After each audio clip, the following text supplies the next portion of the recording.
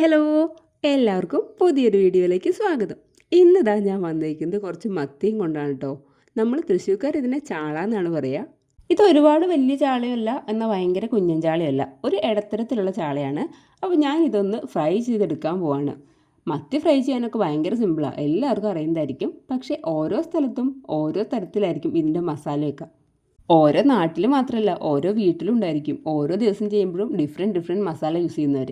അപ്പോൾ എന്തായാലും ഇന്ന് ഈ ചാള ഫ്രൈ ചെയ്തെടുക്കാനായിട്ട് ഞാൻ ഉപയോഗിക്കുന്ന മസാല കാണിച്ചു തരാം. അതിന് മുമ്പ് നമ്മൾ നേരത്തെ തന്നെ മത്തി നന്നായിട്ട് ക്ലീൻ ചെയ്ത് വരഞ്ഞ് വെച്ചിട്ടുണ്ട്. ഇനി ഞാൻ ഈ മസാലയ്ക്ക് ചേർക്കുന്ന പൊടികൾ പറയാം. ആവശ്യത്തിന് ഉപ്പ്, കാശ്മീരി മുളക് പൊടി, മഞ്ഞൾപ്പൊടി, കുരുമുളക് പൊടി. എരിവുള്ള മുളക് പൊടി ഞാൻ ഇതിലേക്ക് ചേർക്കുന്നേ ഇല്ല കേട്ടോ. എരിവിന് വേണ്ടിയിട്ട് കുരുമുളക് പൊടി മാത്രമേ ചേർക്കുന്നുള്ളൂ.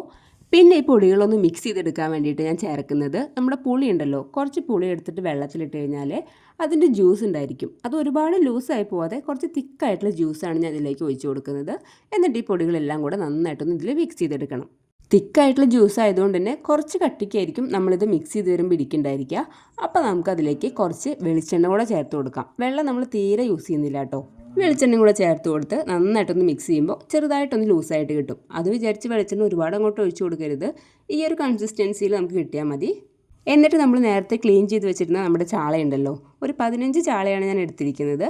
അത് നന്നായിട്ട് ഈ മസാലയൊക്കെ തേച്ചാകുമ്പോൾ പിടിപ്പിക്കണം. ഞാനിപ്പോൾ ഓരോന്നായിട്ടാണ് ഇതിലേക്ക് തേച്ച് കൊടുക്കുന്നത്. അപ്പോൾ നമുക്ക് നന്നായിട്ട് പിടിപ്പിച്ച് കൊടുക്കാനും പറ്റും. അപ്പോൾ ദാ എല്ലാ മത്തിയുമേയും മസാലയൊക്കെ നന്നായിട്ട് തേച്ച് പിടിപ്പിച്ചിട്ടുണ്ട്. ഇനി നമുക്കിതൊരു 10 മിനിറ്റോളം, 15 മിനിറ്റ് മാക്സിമം നമുക്കിതൊന്ന് റെസ്റ്റ് ചെയ്യാനായിട്ട് വെക്കാം. ഒരു 15 മിനിറ്റിന് ശേഷം നമുക്കൊരു പാൻ ഗ്യാസിൽ വെച്ച് കൊടുക്കാം. പാൻ എന്തായാലും ചൂടായി കഴിയുമ്പോൾ നമുക്കതിലേക്ക് വെളിച്ചെണ്ണ ഒഴിച്ച് കൊടുക്കാം. മത്തി മുങ്ങിക്കെടുക്കാൻ മാത്രം വെളിച്ചെണ്ണയൊന്നും ഒഴിക്കേണ്ട. നമുക്കിതൊന്ന് ഫ്രൈ ചെയ്തെടുക്കാനുള്ള അത്രയും വെളിച്ചെണ്ണ ഒഴിച്ചാൽ മതി. വെളിച്ചെണ്ണ ഒന്ന് ചൂടായിട്ട് വരുമ്പോൾ നമുക്കിതിലേക്ക് കറിവേപ്പില ഇട്ട് കൊടുക്കാം. കറിവേപ്പില കൂടെ ആകുമ്പോൾ നല്ല സ്മെല്ലായിരിക്കും. അപ്പോൾ ഈ മത്തിക്ക് കുറച്ചും കൂടെ നമുക്ക് ടേസ്റ്റ് കൂടും. കറിവേപ്പില ഒന്ന് ചെറുതായിട്ടൊന്ന് മൊരിഞ്ഞ് വരുമ്പോൾ നമ്മൾ മീഡിയം ഫ്ലെയിമിലോ ലോ ഫ്ലെയിമിലോ ഇട്ട് ചെയ്താൽ മതി. കറിവേപ്പില കരിഞ്ഞു പോകരുത്. മൊരിഞ്ഞ് വരുന്ന സമയത്ത് നമുക്ക് ഈ മസാല പുരട്ടി വെച്ചിരുന്ന നമ്മുടെ ചാളയുണ്ടല്ലോ, അത് ഓരോന്നായിട്ട് ഇതിലേക്ക് വെച്ച് കൊടുക്കാം.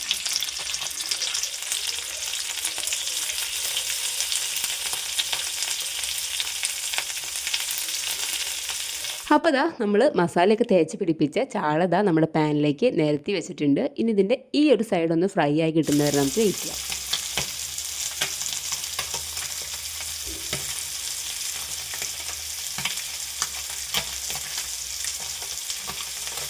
അപ്പോൾ ദാ ഒരു 6 മിനിറ്റോളം ഞാൻ ഫ്രൈ ചെയ്തെടുത്തിട്ടുണ്ട്. ഇതിൻ്റെ ഒരു സൈഡ് നന്നായി ഫ്രൈ ആയിട്ട് വന്നിട്ടുണ്ട്. ഇനി നമുക്ക് അപ്പുറത്തെ സൈഡ് ഫ്രൈ ചെയ്യാനായിട്ട് ആ സൈഡും കൂടെ ഒന്ന് മറിച്ചിട്ട് കൊടുക്കാം. ഈ സമയത്ത് നമുക്ക് വെളിച്ചെണ്ണ ഇതിൽ കുറവാണെന്ന് തോന്നുകയാണെന്നുണ്ടെങ്കിൽ ഇത് മറിച്ചിട്ടിട്ട് വീണ്ടും നമ്മൾ ഗ്യാസ് വയ്ക്കുന്ന സമയത്ത് കുറച്ച് വെളിച്ചെണ്ണയും കൂടെ ഇതിൻ്റെ മുകളിൽ കൂടെ നമുക്കൊന്ന് ഒഴിച്ചു കൊടുക്കാം.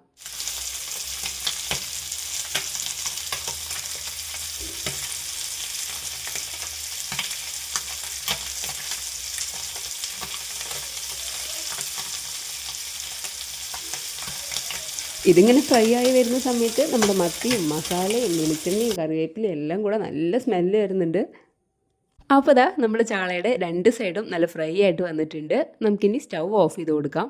വീഡിയോ ഇഷ്ടപ്പെടുകയാണെന്നുണ്ടെങ്കിൽ ലൈക്ക് ചെയ്യുക, ഷെയർ ചെയ്യുക, കമൻറ്റ് ചെയ്യുക. അതുപോലെ തന്നെ ചാനൽ സബ്സ്ക്രൈബ് ചെയ്യാത്തവരാണെന്നുണ്ടെങ്കിൽ സബ്സ്ക്രൈബ് ചെയ്ത് ഒന്ന് സപ്പോർട്ടും കൂടെ ചെയ്തേക്കണേ.